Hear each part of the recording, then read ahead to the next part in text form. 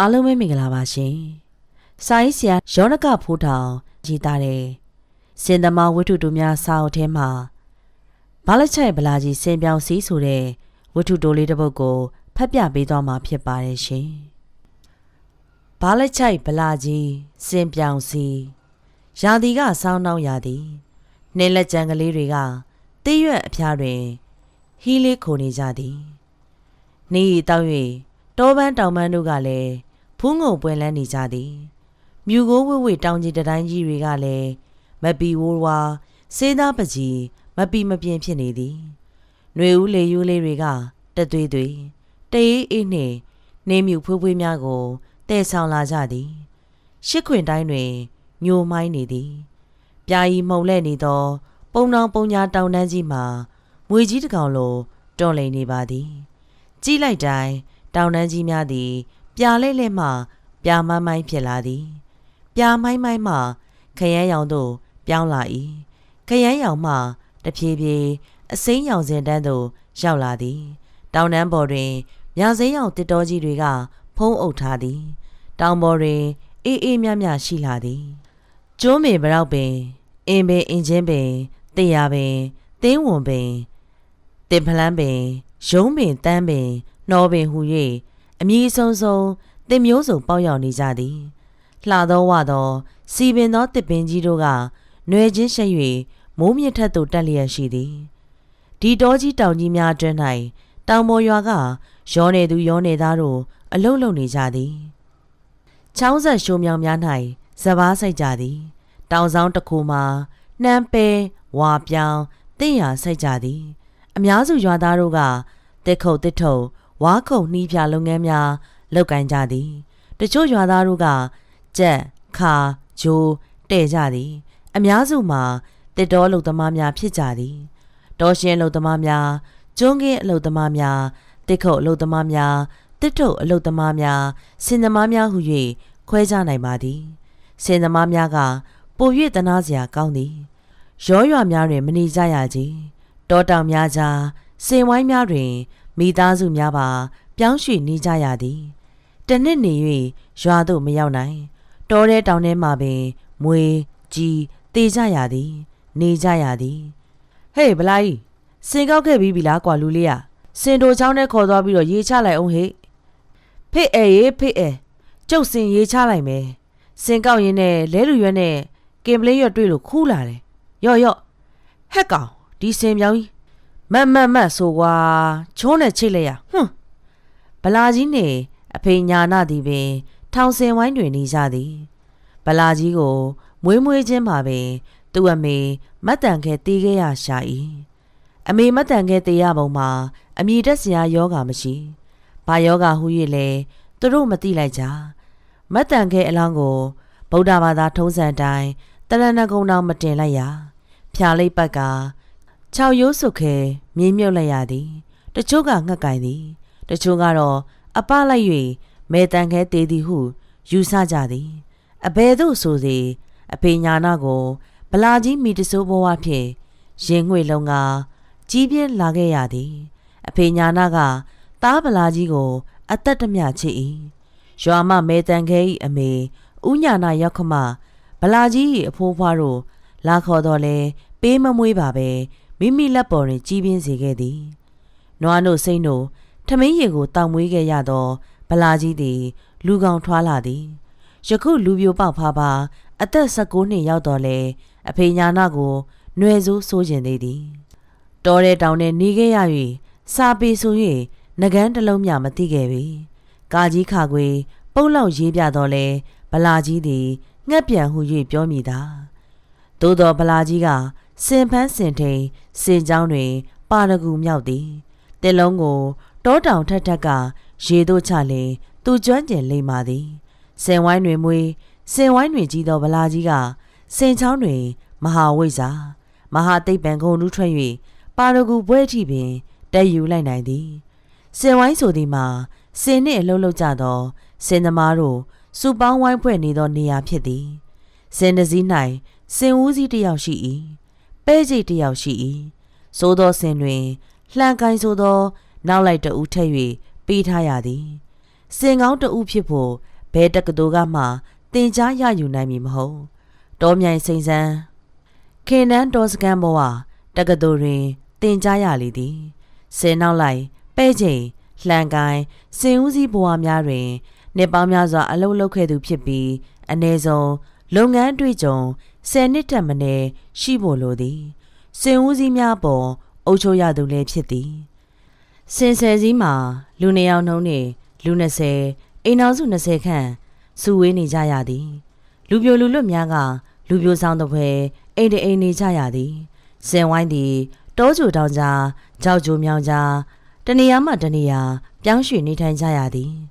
ရွေရှားနေသောရွာကလေးများတစ်ဖွဲဖြစ်နေတော့သည်တရွာကိုတကြီးဆောက်သလိုအမြဲပြောင်းရွှေ့ကြရသည်ရေကြီးရာမျက်နှာရာအရက်ကိုတရဇက်သွားလာနေကြရ၏စင်ဝိုင်းတွင်စင်သမားမိသားစုများရှိသည်စင်သမားတို့၏သားသမီးကလေးများလည်းရှိကြသည်တောတောင်ရှူမြောင်တွင်၌သာနေရသောစင်ဦးစီစင်သမားများဖို့သားသမီးကလေးတွေကိုပညာသင်ပေးဖို့ဆိုသည်မှာမစင်စားနိုင်ဝမ်းသမုဒ္ဒရာအတွက်ကျွေးမွေးဖို့ပင်မနှဲစူးစမ်းလုံးပန်းနေကြရသည်စင်ဦးစီဥညာနာသည်အမည်နှင့်မလိုက်ဖက်ပဲကာယခန္ဓာကြီးနှင့်သာအရင်တည်၍အသက်မွေးရသည်မိတဆိုးသားယောက်ျားလေးဗလာကြီး၏ရှေးရေးကိုတွေး၍ရင်လိမ့်နေခဲ့ရသည်ကျွေးမွေးရမည်အရေးထိန်ကြောင်ရမည်အရေးရှင်ပြုအလှပေးရအောင်မည်အရေးတွေကတက်ပြင်းချခဲ့ရဘူးပြီမဲတန်ငယ်ရှိစဉ်တုန်းကဥညာနာအတွက်မောင်တထမ်းမဲတရွက်ဒိုးဒူပေါင်းပန်းလက်တွဲညီနေခဲ့သည်မမျော်လင့်ပဲဘဝဝဲအတွင်းမှာမဲတန်ငယ်ကိုမရဏသေမင်းအတင်းဆွဲခေါ်သွားခဲ့သည်ပျော်ကောင်းသောကြည်နူးရှင်ပြဘဝချမ်းသာမှုလေးမဆုံးသေးခင်ဥညာနာတယောက်အထီးကျန်ဖြစ်နေခဲ့ရတော့သည်ဘဝခရောင်ချမ်းလန်းပေါ်ဝဲတယောက်တည်းရှောက်လှမ်းလာခဲ့ရသည်ဖေ့ဘာငေးနေတာလဲရေတော့ချိုးလေဗျာကျုပ်ထမင်းပွဲပြင်လိုက်မယ်ဟေ့ဗလာကြီးစင်မြောင်ကြီးကိုထူးသေးချာခတ်ခဲ့ရလားသားကြီးရဲ့ခတ်ခဲ့ပါတယ်ဖေ့ရလည်းထူးလွတ်ပြီးတော့ဟိုရွာစပားကင်းတွေရာကင်းတွေဝင်စားမှလာစားလေးပြုတ်သွားအောင်ရော်ပေးအောင်မယ်ဗလာကြီးရဖေ့ရလည်းကျုပ်တက်စင်မြောင်ကြီးကိုအပိုင်နိုင်ပဲ့ချိတ်လှဲ့ကင်လှုပ်လာတာပါဗျာအေးပါရေသွားချုပ်လိုက်အောင်မယ်ဟဲ့ပုံထောင်တကြောကိုတစ်ထုတ်လို့ရေးကစင်တွေဖြစ်ပေါ်သည်ပုံထောင်တောင်ဘက်ကနေမြောက်ဘက်ထိပင်ထောင်ချောင်းကြီးကိုအစွဲပြု၍ပင်ထောင်တဲဟုခေါ်သည်ထိုဒေသတွင်မှစင်ဝိုင်းမောင်14ဝိုင်းရှိသည်စင်ကောင်းတဦးစီကအုပ်ချုပ်၍စင်မောင်း84ကောင်ရှိသည်ဘဝတူကျွဲရှင်မောင်120ကျော်လည်းရှိသေးသည်စုစုပေါင်းအလုသမားပေါင်း300ကျော်ရှိသည်ယခုနှစ်အဖို့စင်ရဲပင်ပန်း၍စီဝါရေးချိုးတဲ့ရှာသောစင်သမားများ၏သားငယ်တွေကိုရှင်ပြုဖို့စီစဉ်ကြသည်ဥညာနာသည်လည်းသားဗလာကြီးအတွက်ရှင်ပြုအလှစိတ်ကူးရင်အိမ်မက်မှတ်နေသည်စိတ်ကူးရင်သားရှင်ပြုအလှထဲတွင်မတ်တန်ငယ်ကွယ်လွန်သူကိုပါထဲ့သွင်း၍လေထဲတွင်တိုက်ရင်ဆောက်လိုက်သည်ကြက်တွန်တန်ကြားမှဟေးသားဗလာကြီးထတော့လေကွာ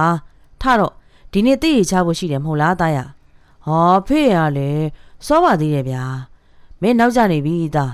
ဟိုမှာဘာဆန်းတို့အောင်ဆိုးတို့စင်ကလောက်တွေကြားရလားသူတို့တောတက်သွားကြပြီထင်တယ်ထတော့လေကွာထဗလာကြီးအိယာမှလူးလဲထားလိုက်သည်အမောင်ရောင်ကမပြောက်သည်လာမိုင်းညမို့ကောင်းကင်တစ်ပြင်လုံးတွင်ကျဲကလေးတွေမင်းမှုနေကြသည်ကျဲဝင်ကလေးများသည်မိုးကောင်းကင်ထက်တွင်မိတ်တုံလဲလန့်နေကြသည်ညငှက်ကလေးတစ်ကောင်နှစ်ကောင်စသည်ဟိုသည်လူးလာပြန်ဝဲနေ၏အင်ဖက်တဲကလေးများနှင့်ဝါတက်ကဲမိုးတဲကလေးများညအမောင်ထဲတွင်အိမ်မောကြားလျက်ရှိနေတော့မေငွေကျဲအယောင်ကတဲကလေးများ၏အလှပတာရကိုလုံးဝပြောမပြနိုင်ပေခဝေးဝေးမြန်ကြီးတော်တန်းစီကကြက်တော်တန်များကဗလာကြီးတို့၏စင်ဝိုင်းတွေကကဘာလေးကိုနှုတ်ခွန်းလက်ဆောင်ဆက်တနေကြသည်ဗလာကြီးနှင့်ဥညာနာသားဖာနှစ်ယောက်မျက်နှာတက်လိုက်ကြသည်ဝါချင်းချင်းအလေးရောက်ထွက်သောမိခွက်ကလေးသည်တဲအတွင်းမှအမောင်တို့ကိုဖြိုခွင်းပြက်လိုက်သည်ထမင်းချမ်းကလေးကိုငပီတောင်းကလေးနှင့်တုတ်ချေတင်ကစားလိုက်ကြသည်ထမင်းဤအရသာကိုပင်မခံစားနိုင်ဆံမာကျန်းတန်းလွန်လာသဖြင့်သူတို့သားဖားနှစ်ယောက်လေပင်ထဲကိုဓာထန်ဆင်းသွားတဲ့ကဲ့သို့ထင်လိုက်ရသည်ထမင်းကအေး၍မာနေသည်သို့သောငပီတောင်းရသာကလေးကြောင့်စားဝင်သည်ငရုတ်သီးရွှေအနှင့်ရောထောင်းထား၍ရှာများပူဆက်သွားသည်ချွေးများပင်ဆို့လာသည်အာဘူးရှာဘူးကို ပြေပြောက်ရန်ရေဦးစင်မှရေကိုကြပြာကြရာတောက်ကဥညာနာစင်မြောင်ကြီးကိုကောက်ရန်ပြေးဆင်းသွားသည်ဗလာကြီးကစင်ဝိုင်းထဲတွင်မှတစ်ဆွဲတန်ကျိုးနှင့်တစားပလာများကိုရှာဖွေနေသည်ဥညာနာမှမူစင်ဝိုင်းတော်ဆက်နှင့်မနီမဝေစင်ထူးကွင်းသို့ဝင်သွားသည်အမောင်ရောက်ကပတ်ဝန်းကျင်ကိုလွှမ်းမိုးထားဆဲဖြစ်သည်ပဇင်းရင်ခွဲအော်မီတန်များကတတော်လုံးဆူညံနေပါသည်အရှိဘက်စီမှပဇွန်စီရောင်သည်ကောင်းကင်တစွမ်းတစကိုကုန်းခိုလျက်ရှိသည်ဟဲ့စင်ပြောင်ကြီးဖေးသားကြီးလောက်ခွင်ဝင်ရမယ်မှတ်ဦးညာနာကစင်ပြောင်ကြီးကိုအရှင်သခင်မှန်းသိအောင်အတန်ပေးလိုက်သည်စင်ပြောင်ကြီးကသူ့အရှင်သခင်ကိုဝူးကနေအော်ကနှုတ်ဆက်လိုက်သည်ဦးညာနာသည်တစ်ပင်တွင်ချီနှောင်ထားသောထူးခွင်းတန်ကြိုးကိုဖြီးလိုက်သည်ထူးကြိုးကိုစင်လေကုတ်ပေါ်သို့ပြစ်တင်လိုက်သည်ဟာဒီစင်ပြောင်မှတ်နေအောင်ထူးကြိုးရောက်လေစင်ပြောင်ကြီးအတင်းလူလဲထရက်လိုက်သည်ဦးညာနာကပြောဆူစင်တူးကိုနင်း၍စင်ရွယ်ကြီးကိုဆွဲကာစင်မော်သို့ပြေးလွှာမြင်းဆန်းတက်လိုက်ရသည်ဟေးစင်မြောင်ကြီးဟောင်းစင်မြောင်ကြီးကဦးညာနာတဆက်လှုပ်ခါနေသောဒူးဝတွင်တရွေ့ထွက်ခွာလာခဲ့သည်အရှိရက်စီမှနေရောင်ကြီးသည်တဖြည်းဖြည်းရင်းလာသည်အိတ်တန်းစင်းငှက်ကလေးများ၏အတန်ကတာယာလှပနေသည်အဝေးစီကဇန်းရည်စီးတန်ကလည်းတတွင်စီးကြနေသည်တောထဲမြိုင်ထဲတွင်ပဇင်းရင်ခွဲအတန်ကလွှမ်းမိုးထားနိုင်သည်ဦးညာနာစီသောစင်မြောင်ကြီးသည်စင်စကန်းတဲဝိုင်းစီသို့ရောက်လာခဲ့သည်ဗလာကြီးတဲပေါ်ကပြေးဆင်းလာသည်ဖေးရပြန်လာဗလားဟေးဗလာကြီးတန်ကျိုးတွေလက်ပတ်ကျိုးတွေပေးလေကွာဖေးရလည်းအရင်လိုတော့ရင်ဗျာအသင့်လောက်ထားပြီးပါပြီကျုပ်ပါလိုက်ခဲ့မယ်ဖေးရတယောက်တည်းဆိုလုတ်တွင်မှာမဟုတ်ဘူးဗလာကြီးမင်းမလိုက်ခဲ့နဲ့တော့မနေ့ပြန်ဆိုရင်မင်းကိုရှင်ပြုတ်ဖို့အတွက်ညောင်ကန်ဦးရွာဦးเจ้าမှာတင်ကန်းတောင်းလေးငါးပါးတီလာလေးခံတတ်အောင်သွားနေရမယ်ဟာဗျာဒီရွယ်ကြီးရောက်မှဖုန်းကြီးစာတွေမသိချင်ပါဘူးဟဲ့ဗလာကြီးဒါမှနေအမေမတ်တန်ခဲအတွက်ကောင်းရသူကလေးလားနိုင်အောင်ဆူတောင်းနိုင်မှာကွာဒီတောသားဗလာကြီးစာသွားတင်ရမယ်နော်ကျုပ်ကအမေမီတစိုးကူးတို့ရအောင်လို့သာတွားရမှာဖေးရကျုပ်ကတော့စာတွေတိတ်မတင်ရင်တော့ဘူးစာတွေတွားတင်မှာဗလာကြီးဒါမှသားအမေကိုရေးသက်ချအမျှပေးဝင်နိုင်ပါလေဟုတ်ပါပြီဖေးတာကြီးသွားလိုက်ပါမယ်ဒါမှငါသားဗလာကြီးကွဦးညာနာကဗလာကြီးကိုထားရိုက်ခဲ့ပြီးမြန်ကြီးတောတန်းတကွင်းစီသို့ဝင်လာခဲ့သည်တောတောင်ဖြက်လန်းတစ်လျှောက်တောပန်းတောင်ပန်းရနက်အစုံတို့ကမွေးထုံကြိုင်သိနေကြပါသည်ဗလာကြီးသည်လည်းရွာနှင့်မနီမဝေးတွင်ရှိနေသောညောင်ကန်ဦးရွာဦးကျောင်းသို့တွားရောက်စာတင်နေပြီဦးညာနာသည်စင်ပြောင်ကြီးကိုတစ်ကွင်းရောက်လျင်ရှေးလက်ခံပြတရေကျိုးကြီးကိုဘဲညာချလိုက်သည်တစ်ဆွဲကိုခံပြဘဲညာနှစ်ဖက်တွင်တန်ညိုးတက်ဆင်လိုက်သည်ပြီးလျင်ကျွန်းတင်နှစ်ဖားပေါက်နှင့်ဆက်လိုက်သည်အလုံးစုံကိစ္စပြီးစီးသွားလျင်ပင်ထောင်ချောင်းထဲစီသို့စင်မြောင်ကြီးကိုတောထုတ်လာခဲ့တော်သည်ဟဲ့ကောင်ဒီစင်မြောင်ကြီးနော်အမိကြမှာတစ်မနေနဲ့ကွာပင်ထောင်ချောင်းထဲရောက်လူနီးနေပြီဆွဲထားကွာစင်မြောင်ကြီးကလေးလံလာသောတစ်တုံးကြီးကိုဝူးကနေအော်ကခွန်အားရှိသမျှမနာရန်အားဆိုင်ဆွဲလိုက်သည်တခါတရံအာမှန်ပြေဝသွားအောင်ဝူးကနေအော်မြည်လိုက်ပါသည်ကျွန်းတစ်တုံးကြီးသည်စင်မြောင်ကြီးနောက်ဝယ်ဒလိမ့်ပါလာသည်ပင်ထောင်ချောင်းရည်ထဲသို့ခက်ခဲဆွဲချနေသည်စင်သမားနှင့်စင်သည်နေနီလုံးကြီးကိုပန်းကလုတ်ခွင်ဝင်နေကြသည်စင်မြောင်ကြီးတစ်ကိုယ်လုံးတွင်ချွေးတွေရွှဲဆိုနေသည်ဦးညာနာကြီးကချွန်းကလေးကိုချိတ်တူးကိုတနက်နဲ့လှုပ်ရမ်းကစင်ကြီးပေါ်တွင်လိုက်ပါနေသည်ဟဲ့စင်မြောင်ကြီးမောသွားပလားရောက်ပြီရက်တော့ဦးညာနာနှင့်စင်မြောင်ကြီးကအောင်ပွဲတစ်ခုကိုရလိုက်ကြသည်ထိုအောင်ပွဲသည်နိုင်ငံတော်၏အုတ်တစ်ချက်သေးတဲ့တွင်အောင်ပွဲလဲမြည်ပါသည်ကျွန်းသစ်ရတနာသည်ကမ္ဘာစည်းကွက်တွင်မျက်နှာပန်းပွင့်လန်းလျက်ရှိသည်ကျွန်းရတနာကိုပြည်ပပို့ကုန်ဖြင့်တိုးမြင့်ထုတ်လုပ်လျက်ရှိပါသည်မြမကျွန်းသစ်သည်ကမ္ဘာအလဲဝဲမျက်နှာထည်လျက်ရှိနေသည်ဒီတနွေတော့တားရှင်ပြုတ်ပွဲကိုစင်ဝိုင်းတိုင်းကအားခဲထားကြသည်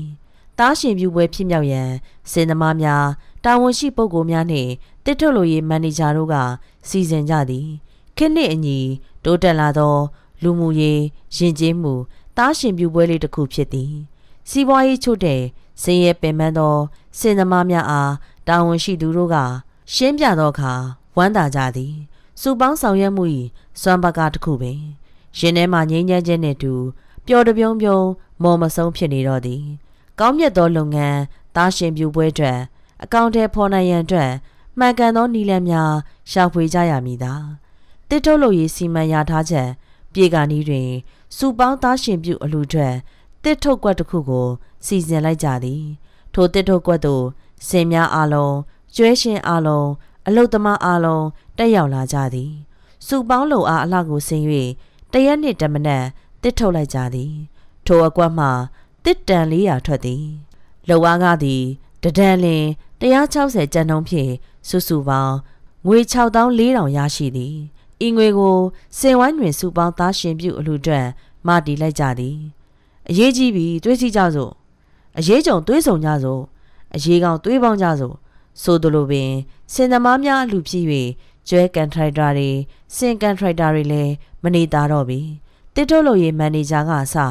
ချောင်းအုပ်ချောင်းကောင်ဆက်ရေးဆက်ချီနှင့်ဝန်ထမ်းများတစ်ထုတ်ကားဒရိုင်ဘာများပုဂ္ဂလိကကားပိုင်ရှင်များကစုပေါင်း၍ငွေ3000ကျော်ပါဝင်ကူညီကြသည်အလှရက်ကိုစီမံကိန်းလုပ်ငန်းများပြီးစီးချိန်မင်္ဂလာနှစ်ဦးဖေဖော်ဝါရီလဆန်းတွင်ရွေးချယ်သတ်မှတ်လိုက်သည်ရာသီကစောင်းနှောင်းရာသီနှွေမပီဝိုးရဝါလေးဖြစ်သည်နှေးကျွင်းပလဲသေးတို့ကလည်းတပွဲပွဲကြားဆင်းနေစေပင်မင်းလွင်မြူကိုတို့ကလည်းတောင်ကိုအုံမိုးတိုင်းချုံထားကြ၏ဝန်းကျင်တစ်ခုမှာလှပရှုံးမြနေသည်ပင်စီအကိုင်းခတ်တို့သည်မြစိမ်းရောက်တည့်ရွက်ဘဝမှရွှေစမ်းရွက်ဝါဘဝသို့ပြောင်းလဲသွားကြပြီတောတောင်တန်းများသည်လည်းဆေးပကြီးရေးမမီသောအလှတစ်ပါးဖြင့်တွေ့ရပြန်သည်မြို့နယ်ကတာဝန်ရှိပုဂ္ဂိုလ်များဌာနဆိုင်ရာဝန်ထမ်းများလေလာသူများကိုဖိတ်ကြားသည်တောင်ပေါ်ကြီးရွာ14အုပ်စုကတာဝန်ရှိသူများကိုဖိတ်ကြားကြသည်စုပေါင်းလူချင်းပါမည်နေရာမှာပင်ထောင်ချောင်းရည်စီအနီးကညောင်ကန်ရွာတွင်ဖြစ်သည်ညောင်ကန်ရွာသည်လှပဆိုပြေတာယာနေသည်ညောင်ကန်ရွာတွင်အင်ဂျီ200ကျော်လောက်ရှိသည်တစ်ကြီးဝါကြီးများနှင့်စောက်လုပ်ထားသောရောအိမ်လှလှများနှင့်တာယာနေသည်ညောင်ကန်ရွာဖုံးတော်ကြီးကျောင်းမှလည်းကျဲဝန်းခမ်းနားလာသည်ညောင်ကန်ဖုံးတော်ကြီးကဦးစီးတီထောင်ပေးထားသောကျောင်းသားဆိုင်ဝိုင်းများလည်းရှိသည်သားရှင်ပြုပြောအတွက်အပူတပြင်းရှာဖွေနေစရာမလိုတော့အစင်းသစ်ဖြစ်နေတော့သည်ဟေးဗလာကြီးကရုံးတုံးရမယ်ဟာမောင်ရှင်လောင်းကရွှေကောင်းပြောင်ကြီးနဲ့နော်ဟာဟာဦးညာနာကိုကြော့နေသောတားငယ်ရှင်လောင်းဗလာကြီးကိုစူးစူးဆက်ဆိုင်ကြည်နေကြသည်မိဘမစုံမိတဆိုးဖြစ်နေသောဗလာကြီးလူပုံလဲမျက်နှာငယ်နေရ၏ညာနာကြီးမှာသွားလေသူမိမိဤဇနီးမဲတန်ခဲနေရကွက်လက်ကိုကြည့်၍ဝမ်းနဲ့ပလက်စိတ်လက်မကြည်မသာဖြစ်နေသည်ဦးညာနာကြီးမျက်နှာနီလာ၍မျက်တောင်မြန်မြန်ခတ်ကခေါင်းအောက်ဆိုင်လိုက်ရ၏လူတို့၏စိတ်ကိုလှုပ်ရှားစေသောပြောတံကြော်ချင်းကိစ္စပြီး၍မကြမီပင်ပြောစရာတို့ကပြောဆက်၍တီးလိုက်ပြန်သည်ပြောတံသည်တကိုးကြည်လာ၏ကြည်နူးစိတ်ကြည်ညိုစိတ်ရိုဖိတ်စိတ်ဖြစ်ပွားစေသည့်အပြင်လွမ်းစိတ်မျောခေါ်စိတ်လွင့်မြောက်စိတ်တို့ကိုလည်းဖြစ်စေနိုင်ပါသည်ပြောဒီတွင်ကဥညာနာသည်အိမ်နာဖေးသို့ထွက်သွားကရှိုက်ကြီးတငယ်ပူပင်လိုက်ဖို့ကြိတ်၍ငိုရှာလေတော့သည်မေတန်ခဲရဲ့တားကိုရှင်ပြူပြီးအောင်မစောင့်နိုင်ဘူးလားကွယ်ဥညာနာနှုတ်ဖျားကစကားတခွန်ထွက်ကြလာပါသည်ဗလာကြီးသည်လည်းဘေးစီဘက်ကန်ဘဲစကန်းဟုမျောမှန်း၍မရနိုင်သောအမိကိုတန်းတာမှန်းစားလျက်မျက်နှာမကောင်းပေဥညာနာသည်ကျိတ်မနိုင်ခဲမရဖြစ်နေရမှမဲတန်ခဲသာရှိရင်တော့ဗျာဟူ၍ဆိုးဆိုးနှင်းပြောပြန်၏ဤတခွန်းကိုသာပြောတတ်ရှာ၏ဤတခွန်းကိုသာပြောနိုင်ရှာတော့သည်ဤမဲတန်ခဲရှိရင်တော့ဗျာဆိုသောစကားတခွန်းသည်အလွန်ကျယ်ဝန်းများပြားလေးနက်သောအတိတ်ဘယ်ကိုစောင့်နေသည်ထောင်ထောင်မောင်းမောင်းတုတ်တုတ်ခိုင်ခိုင်ယောက်ျားကြီးဥညာနာသည်ဖွဲနွဲ့ချွဲပြည့်၍အော်ဟစ်ငိုသည်မဟုတ်လှိုင်းထသောရင်ုံဖြင့်အတွင်းကလိုက်ဆူ၍ကြိတ်ကငိုကြွေးနေသည်မြေရသူအပေါင်းဘဝင်မချမ်းမရှင်မလန်းဖြစ်ကြရသည်ညောင်ကန်ရွာဥက္ကဋ္ဌကြီးသည်ခက်လန်းလန်းသို့လျှောက်သွားကမကြာနှက်ညစ်ရလေ၏ကြည်နေကြသောမိန်းမကြီးငယ်ရွယ်လက်တို့သည်လည်းအင်ကြီးလက် တပတ်ဆောင်စသည်တို့ဖြင့်မကြမျက်ရည်တုတ်ကြရ၏အဖိုးကြီးများပင်ဟိုလိုလိုဒီလိုလိုလောက်ခါရှောင်ခွာသွားကြရကုန်၏ဗလာကြီး၏အပေါင်းအသင်းရောင်းရင်ဖတ်တို့ကလည်းမကြည့်ရပဲဖြစ်နေကြသည်မိတဆိုးရှင်ပြုမှာအလွန်တနာစရာမြင်ကွင်းဖြစ်နေသည်အလူရှင်ပြုပွဲဝင်မြညနေကလေးကရန်နီးရဝေးမိတ်ဆွေတင်ကဟများလာကြပြီတောထက်ထက်တောင်ခွင်အနှံ့ကစင်သမားမိသားစုများလည်းရောက်လာကြသည်တမဲမဲတအီအီနှင့်စင်ကြီးများလည်းတပွဲပွဲရောက်လာကြသည်ခြေကျင်လာကြသည်လှဲနှင့်လာကြသည်တနှစ်မှတစ်ခါဘဝတူစင်သမားများတားရှင်ပြုပွဲတွင်မျက်နှာဆုံးကြီးစုံကြရလေပြီလူချင်းတွေ့၍ဆွေချင်းပျော်မွေ့ွယ်ဖြစ်နေသည်ညနေကြီးတွင်ဇက်စင်ကပတ်တုတ်တော်သည်ညောင်ကန်ရွာမြောက်ဖက်မှလူတွေစီကားနေသည်ဒေတာအလျောက်ဈေးဆိုင်ကလေးများအကျော်ဆိုင်ကလေးများကမိခွက်ကလေးတလက်လက်နှင့်လှပနေကြသည်တားရှင်ပြုအလှတွင်မန္တလေးမြို့ကမင်္ဂလာစိန်သမင်ဇက်အဖွဲ့ကဖျော်ဖြေသည်ဖေဖော်ဝါရီလဆန်းဖြစ်၍နှင်းကကျနေသေးသည်စောင်းညကအေးသေးသည်ဒီလိုညမျိုးဖော်မစုံသောဥညာနာကြီးမှာလွမ်းစရာဖြစ်လာသည်မေတန်ခဲကိုပြေးတတိရလိုက်သည်လွမ်းစရာညလွမ်းမောတန်းတပွဲညဖြစ်နေသည်သားဗလာကြီးသည်မနှက်ပြန်တင်ငန်းဝါဝါနှင့်အလူဒါနအောင်မြင်တော့မည်မိတဆိုးသားကိုရင်ကြီးကိုဥညာနာတွေ့ရမြင်ရလေရင်စို့နေမည်ဇက်ကလည်းကောင်းသည်တောင်ပြတန်းကအတီဆုံးမှမေးရဆိုသောပြဆက်ဖြစ်သည်ဂျပန်ဒေါ်လာရေးကာလပြည်တွင်းစစ်ကာလများ၌တောင်ပြတန်းကြီးအနီးမှာ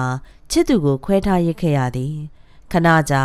ထာဝရမကြသောတော်လန်ရေးကြီးပြီးဆုံးသွားခဲ့ပြီ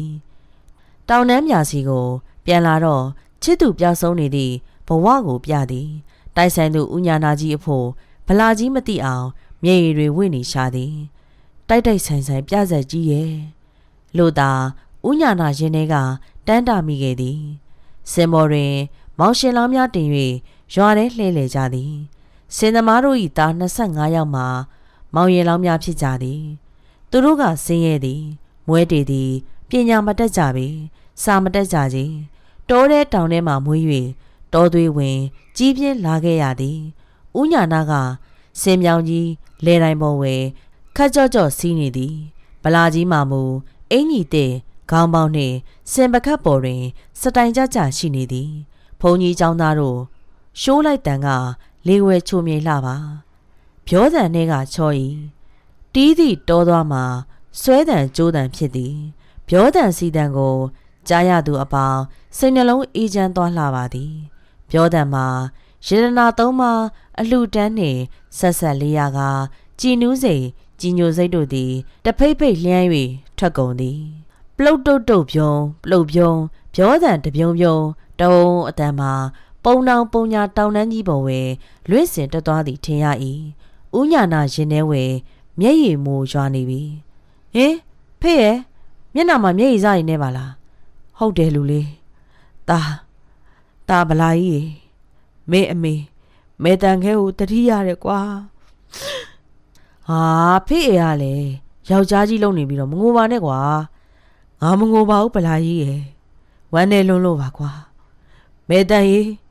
ကြားရအရက်ကတာရုခေါ်နော်နေယောက်ျားညာနာနဲ့တားဗလာကြီးအမြပေးလိုက်တယ်ဟဲ့ဟာဖေးမငိုပါနဲ့ဗျာလူတွေကြည့်နေတယ်ကျုပ်ဗလာကြီးတော့ငိုချင်လာပြီဗျဗလာကြီးတာလူလေးမငိုပါနဲ့ကွာမငိုနဲ့မင်းစင်ပြောင်ကြီးစီးကျင်တယ်ဆိုအခုဗလာကြီးစင်ပြောင်စီးနေရပြီတာရဲ့မေတန်ကြီးကြားရအရက်ကတာရုခေါ်နော်အမြနှောင်းဒူဝေဆိုတော့ကျေးစီတန်းကပုံတောင်ပုံညာတောင်တန်းပေါ်ဝဲလွင့်တက်သွားတော့၏ဗလာကြီးသည်ငယ်ရွယ်စဉ်မှယခုအချိန်ထိစင်ပြောင်ကြီးကိုစီးနေရပြီယခုဗလာကြီးကစင်ပြောင်ကြီးကိုရာသက်ပံစီးရအောင်ပေရော့မည်